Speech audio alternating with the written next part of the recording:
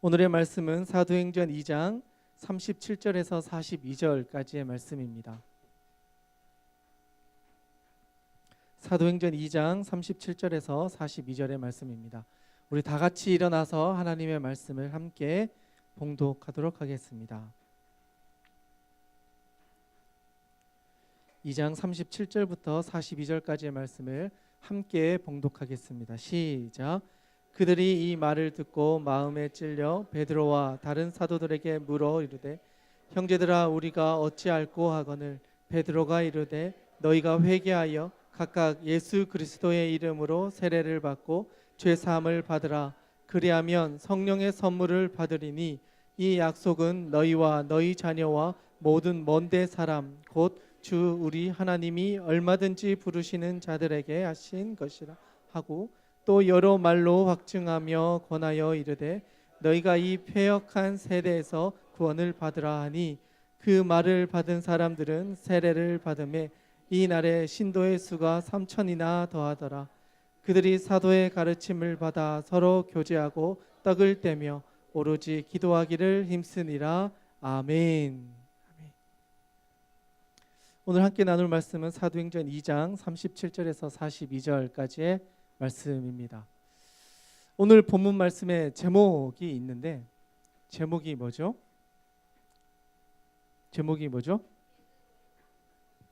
네, 베드로의 첫 메시지입니다. 이 말씀을 준비하면서 저의 과거를 이렇게 돌아보니까 제가 언제 처음 설교를 했나 이렇게 돌아봤습니다. 그랬더니 벌써 13년 전이었습니다. 놀라시는데 네, 벌써 13년 전에 제가 처음 설교라는 걸 처음 해보았더라고요. 그래서 처음 설교를 했을 때 이렇게 찾아보니까 로마서 12장 1절 2절 말씀을 가지고 설교를 처음 했었습니다. 그래서 그때 제가 준비했던 원고를 이렇게 찬찬히 한번 읽어보면서 그때 감격이 막 생각이 나는 거예요. 정말 태어나서 설교를 처음 했을 때 그 떨림과 두려움과 긴장과 걱정과 그리고 다 하고 내려왔을 때 그 땀 흘리며 내려왔던 저의 그 생각, 그 기억과 이런 것들을 돌아보면서 첫 메시지를 전했을 때 나는 정말 참 부끄러웠구나 이런 생각이 참 많이 들었습니다. 그 준비했던 원고를 보는데 얼마나 부끄럽고 안타까운지 정말 내가 이렇게까지 했었구나 할 정도로 참 안타까운 설교 본문이었습니다. 제가 다시 읽어봐도 초등학생이 독후감을 쓰는 것 같은 그런 느낌의 설교 원고였습니다. 그리고 나서 시간이 지나서 벌써 13년이라는 시간이 지나서 이제 제가 쓰고 있는 설교 원고를 한번 이렇게 비교해 봤습니다. 그동안 참 그래도 많이 자라 있구나. 그때에 비해서는 그래도 조금 나아져 있구나 라는 생각이 들면서 위로가 되기도 하면서 그래도 하나님께서 이렇게 세워가고 계셨구나 라는 감사도 있었습니다. 그런데 그때 제일 기억에 남았던 게 뭐냐면 말을 이렇게 이어가다가 한번 멈춘 상태에서 기억이 나지 않아가지고 원고를 막 찾다가 한 3분 정도 이렇게 침묵을 지나갔던 시간이 있었습니다. 첫 설교에서 얼마나 긴장하고 떨었으면 제가 이렇게 설교하던 그 흐름을 놓쳐서 한 3분 정도 그걸 찾는다고 가만히 서 있었던 기억이 있었습니다. 그리고 나서 예배가 끝나고 내려왔을 때 제 온몸에 있는 모든 옷들이 막 젖어 있고 땀이 삐질삐질 흘려지면서 그 얼마나 막 떨리는 마음들이 막 기억에 남았습니다. 아마 지금 생각해 보면 참 부끄러웠던 마음들도 있고 정말 그랬구나, 그런 실수도 했었구나 라는 생각들이 들었습니다. 그런데 저만 그랬을까요? 이렇게 돌아보니 제 주변에 있는 많은 목사님들도 처음 설교를 했을 때 어떤 분은 주기도문을 해야 되는데 주기도문을 빼먹고 그냥 예배 인도를 하셨던 분도 계셨고 아멘을 하지 않고 내려오셨던 분도 계시고 그냥 설교만 하고 그냥 내려오셨던 분도 계셨고 수많은 이야기를 들으면서 다들 처음에는 이렇게 실수를 하는구나. 처음 할 때는 이렇게 참 어이없는 것 같지만 내가 다 잘하고 내려온 걸로 알고 내려오는구나. 그렇게 생각하면서 위로를 좀 받았습니다. 그런데 성경에 나오는 많은 인물들도 처음 설교를 했을 때는 어땠을까? 예수님의 제자라고 하는 사람들이 분명히 있었을 텐데 그 사람들도 나중에 예수님이 돌아가시고 또 부활승천하신 이후에는 분명히 말씀을 전했을 텐데 그들이 했던 첫 설교는 어땠을까? 이런 생각을 한번 해보았습니다. 여러분, 예수님의 제자들이 했던 처음 설교가 뭔지 기억나는 사람이 있습니까? 베드로가 했던 처음 설교가 뭔지 기억나십니까? 사도 바울이 처음 했던 설교의 내용이 뭔지 기억나십니까? 이런 질문들을 던져보면 잠깐 보니까 멈칫합니다. 과연 그분이 처음 설교를 뭘 했지? 그분은 처음에 어떤 메시지를 전했지? 이렇게 막연하게 정확하게는 떠오르지가 않습니다. 그런데 그 사건이나 그 이야기를 전하면 누구나 아는 이야기를 그분이 이 이야기를 처음 전했던 메시지구나 라고 이해하시리라 생각합니다. 아마 오늘 우리가 나누고자 하는 이 말씀도 그러한 본문입니다. 분명히 예수님의 수제자라고 불려졌던 예수님의 제자들이 있습니다. 그 중에 자기가 그래도 제일 오른팔과 같은 제자라고 여겼던 사람이 바로 베드로입니다. 그래서 그가 남겼던 신앙 고백을 우리가 지금도 기억하죠. 주는 그리스도시요 살아계신 하나님의 아들이십니다 라고 고백을 합니다. 그런데 이 고백을 한 이후에 나중에 예수님께서 십자가에 못 박히시기 위해 끌려가고 또 그 과정 가운데 있을 때 예수님을 모른다고 부인했던 사람은 누구였죠? 베드로였습니다. 그리고 예수님께서 십자가에서 못 박히시고 다시 부활하셔서 누구에게 찾아오셨죠? 베드로에게 찾아오십니다. 그리고 몇 번을 물으시죠? 3번을 물으십니다. 그 숫자는 베드로가 부인했던 숫자였습니다. 예수님을 주는 그리스도시요 살아계신 하나님의 아들이십니다 라고 고백했던 그 사람이 예수님을 모릅니다. 3번째는 저주하며 저는 모릅니다 라고까지 이야기를 하고 예수님이 부활하신 이후에 그에게 찾아와서 요한아 네가 나를 정말 사랑하느냐 3번 질문하실 때 그는 주여 주님만이 아십니다 라고 고백할 수밖에 없었습니다. 그리고 나서 이제 예수님이 정말 승천하신 이후에 이 베드로가 서서히 변해갑니다. 예수님과 함께 있을 때는 예수님이 정말 하나님의 아들이신지 잘 몰랐던 것 같아요. 입으로는 그렇게 고백하지만 정말 그분을 위해서 내가 죽을 수 있는가? 아니면 그분을 위해서 내 삶을 드렸는가라는 질문에서는 여전히 확실치가 않더라라는 거죠. 그런데 이제 그 말씀이 지나고 예수님이 부활하시고 베드로에게 찾아오시고 네가 나를 정말 사랑하느냐 라는 그 부르심 앞에 3번의 질문 앞에 이 베드로의 삶이 조금씩 변해갑니다. 그리고 나서 예수님께서 마지막에 말씀하셨던 것이 여기에서 기도하며 성령을 기다리라 라는 말씀을 제자들에게 남겨주십니다. 그래서 제자들은 예수님의 그 말씀을 부여잡고 이제 마가의 다락방에서 예수님의 그 말씀을 기다리며 기도합니다. 그러자 그곳에서 어떤 역사가 일어납니까? 지금까지는 경험해보지 못했던 성령의 역사가 나타나기 시작합니다. 그들이 기도하는데 몸이 뜨거워지고 그들의 입에서 경험해보지 못한 방언들이 터져 나오고 자기들이 경험하지 못했던 환상들을 보게 되면서 그 자리에서 지금까지 경험해보지 못했던 알지 못했던 새로운 하나님에 대한 경험을 하기 시작합니다. 그리고 우리는 그것을 오순절 성령 강림 사건이라고 이야기합니다.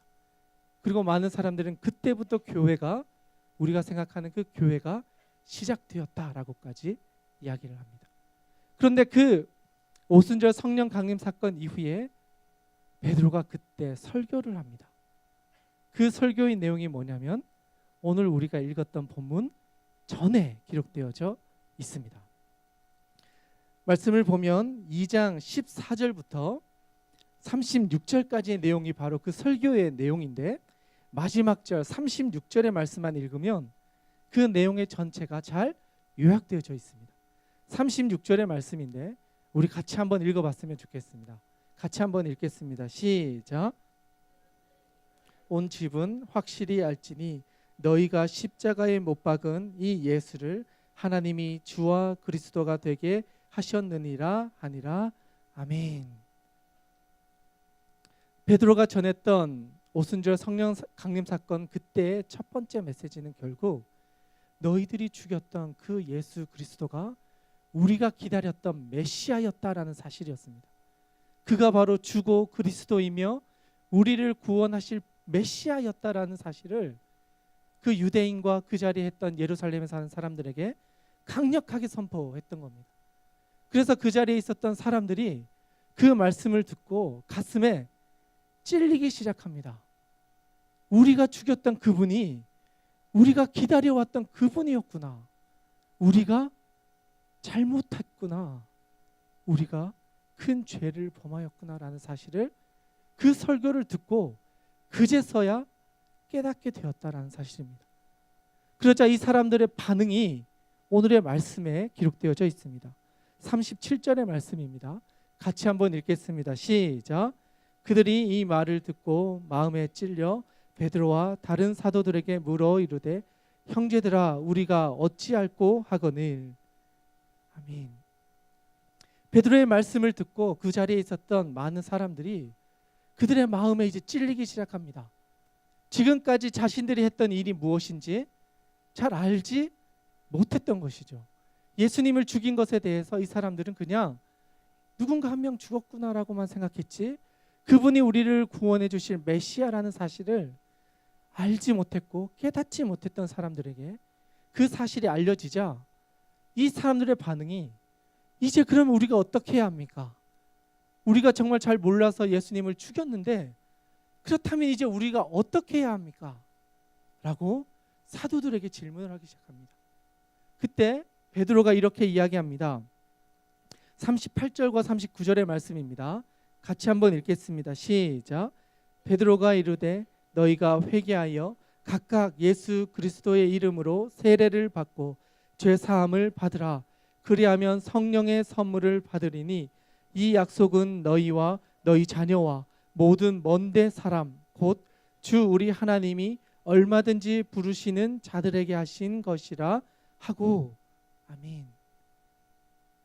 그 자리에 있던 사람들에게 방법을 알려주죠. 먼저 이야기합니다. 너희가 회개하여 각각 예수 그리스도의 이름으로 세례를 받아라. 그리고 죄 사함을 받으라. 그리하면 성령의 선물을 받게 될 것이다 라고 그들에게 말해줍니다.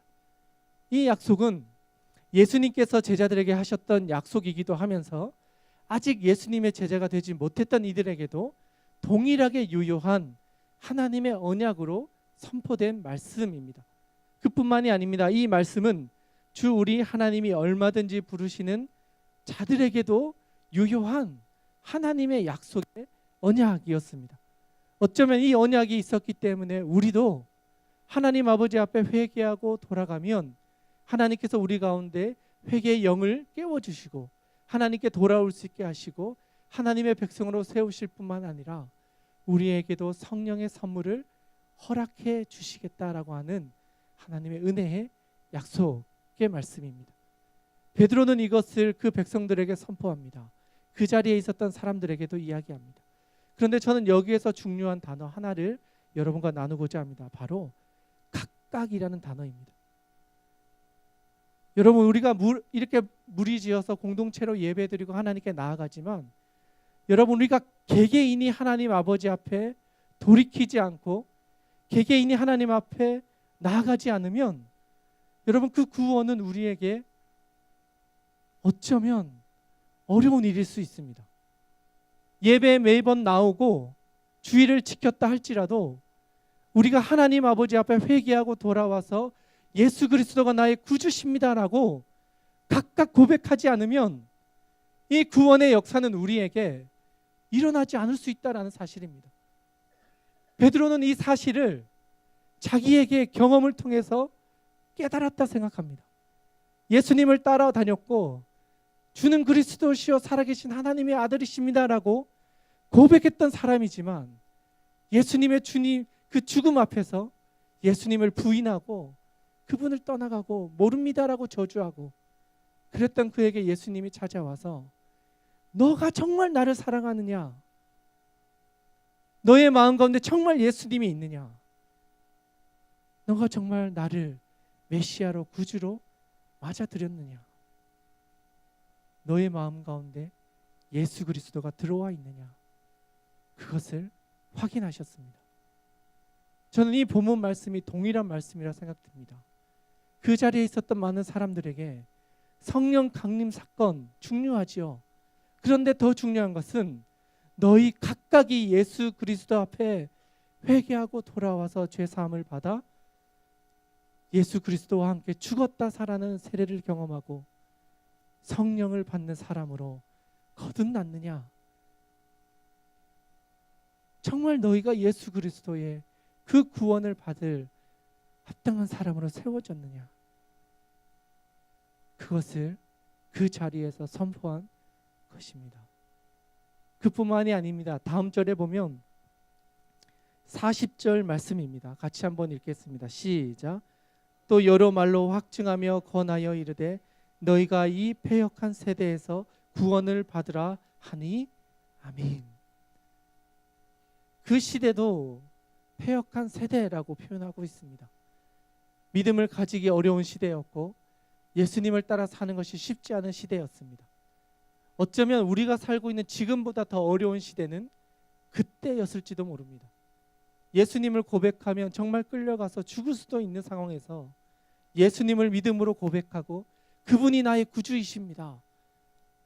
세례 받으면 로마 병정들이 끌려간다는 사실을 알면에도 불구하고 세례 받는 자리를 정말 자기 생명값으로 나아갔던 사람들, 그러면서도 믿음을 지키고 그 자리에서 구원받는 것을 감격하며 그것을 위해 내가 예수님의 제자가 되었습니다 라고 말했던 그 초기 성도들 그 신앙을 우리는 정말 잘 이어받고 있는지요? 우리의 삶이 그렇다고 해서 쉽다는 것은 아닙니다. 그러나 분명한 것은 우리가 살아가는 삶의 자리가 힘든 만큼 하나님께서는 우리를 인도해 주시기 위한 성령의 능력과 성령의 선물 또한 커진다라는 사실입니다. 그 고난이 커진 만큼 하나님이 우리에게 주신 은혜도 커진다라는 사실을 우리가 왜 기억하지 못하는 것일까요? 스데반 집사님을 보면요, 죽어가는 가운데서도 이들의 죄를 용서해 주십시오. 이들이 하는 일이 무엇인지 그들이 알지 못합니다. 주여 내 영혼을 받아주십시오. 기도하며 순교를 당하십니다. 꼭 그 스데반 집사님만을 이야기하는 것이 아닙니다. 우리가 살아간 삶의 자리에서 우리는 믿음을 가진 하나님의 백성으로 자녀로서 어느 정도의 삶을 결단하고 살아가고 계십니까? 예수님의 제자였던 그 사람들은 당장은 우리가 보기에 성경에 기록된 위대한 인물처럼 보이지만 그들의 종말을 살펴보면 돌에 맞아 죽고 칼에 맞아 죽고 십자가에 거꾸로 달려 죽고 예수님 전하다가 감옥에 가고 그러한 인생을 다 살았던 사람입니다. 그러나 그들이 그 길을 걸어갈 수 있었던 것은 나를 구원해 주신 그 예수 그리스도 한 분 때문에 나의 생명이 아깝지 않았던 사실입니다. 저는 이 마음이 우리에게도 있었으면 좋겠습니다.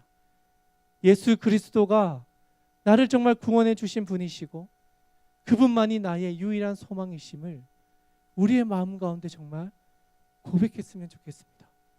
그리고 그 사실이 머리로만 아는 것이 아니라 정말 내 삶으로도 고백되어져서 그 삶을 살아갈 때 하나님의 은혜를 기대하고 성령의 선물을 바라보며 여러분의 삶의 자리에서도 그렇게 담대히 살아갈 수 있기를 원합니다.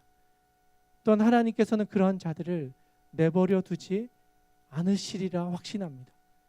그렇게 살아가는 사람들을 하나님께서는 책임지십니다.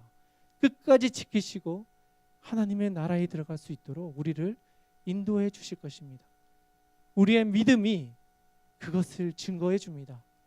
예수 그리스도가 나의 구주이시고 그 믿음을 따라 믿음의 선배들이 살아갔던 것처럼 저도 그렇게 살겠습니다.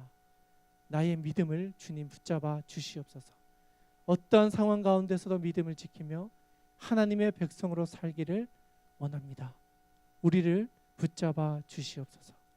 또한 이 은혜가 우리에게만 있지 않았으면 좋겠습니다. 아직 하나님을 알지 못했던 이들에게도 이 은혜가 선포되어졌으면 좋겠습니다. 그리고 여러분이 그 마음을 가지고 그들에게 그 하나님의 복음을 잘 전해 주었으면 좋겠습니다. 오늘의 본문 말씀 마지막 절입니다. 41절 42절 말씀을 같이 한번 읽겠습니다. 시작. 그 말을 받은 사람들은 세례를 받음에 이 날의 신도의 수가 3,000이나 더하더라.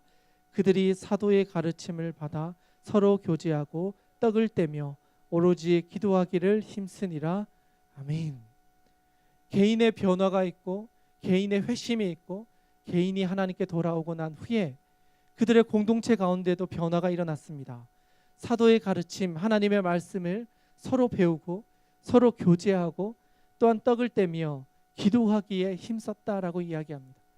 개인의 변화가 공동체의 변화로 이어졌고 그것을 통해 초기에 교회는 부흥하고 성장할 수가 있었습니다. 저는 이 시작이 바로 개인의 변화에 있다라고 생각합니다. 이 자리에 모여있는 우리 한 사람 한 사람이 변화되고 한 사람 한 사람이 하나님 아버지 앞에 돌이키고 정말 예수 그리스도로 인하여 죽고 살아나는 놀라운 역사가 여러분의 인생 가운데 나타난다면 여러분이 가는 그곳이 하나님이 원하시는 나라로 세워질 것입니다. 교회뿐만 아니라 여러분의 직장이, 가정이, 삶의 자리가 그렇게 변화될 것입니다. 하나님이 여러분을 통하여 일하시기 때문에 하나님의 나라가 여러분을 통하여 세워질 것입니다. 그 나라를 우리가 함께 소망하고 꿈꾸고 그것을 위해 힘쓰며 기도하고 하나님께 나아가기를 간절히 소망합니다.